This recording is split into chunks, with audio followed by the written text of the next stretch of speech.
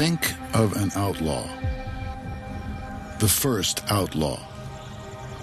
The most famous outlaw of all time. One name stands alone. Robin Hood. I think the central thing that people respond to with Robin Hood is the idea that there's somebody out there that wants to, or is willing to redress the balance. Over 700 years ago, people are telling stories about Robin Hood around the campfires and taverns of medieval England. In those times, a massive number of have-nots against a teeny minority of haves.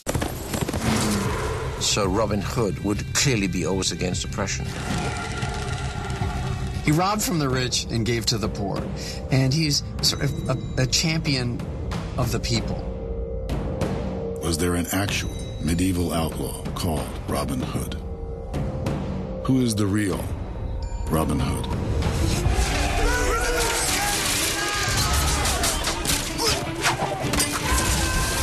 I declare him to be an outlaw! Liberty by law!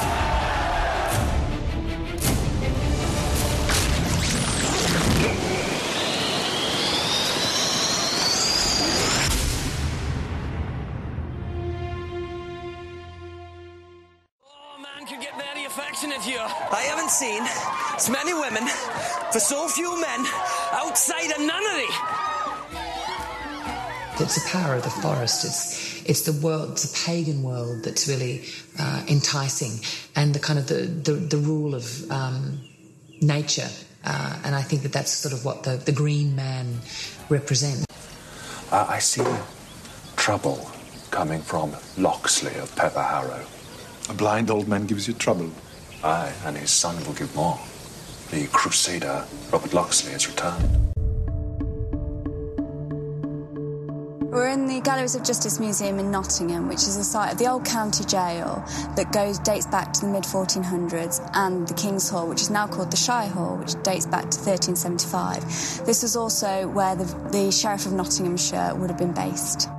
We do know that a jail had been ordered to be built by King John in the early 1200s. We also have caves that suggest that it goes back a lot further as a site. In the legend, I guess, the sheriff is actually portrayed as the most hated of royal officials. Well, there's actually two accounts of two particular sheriffs. One called Gerard de Attier and the other one Philip Mark. Both were actually notorious for false arrests and for abuse and violence.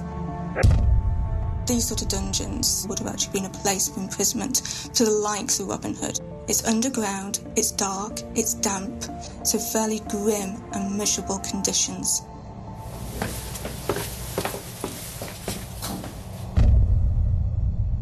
We've gone down into the dungeons and then down further into the bottommost cave.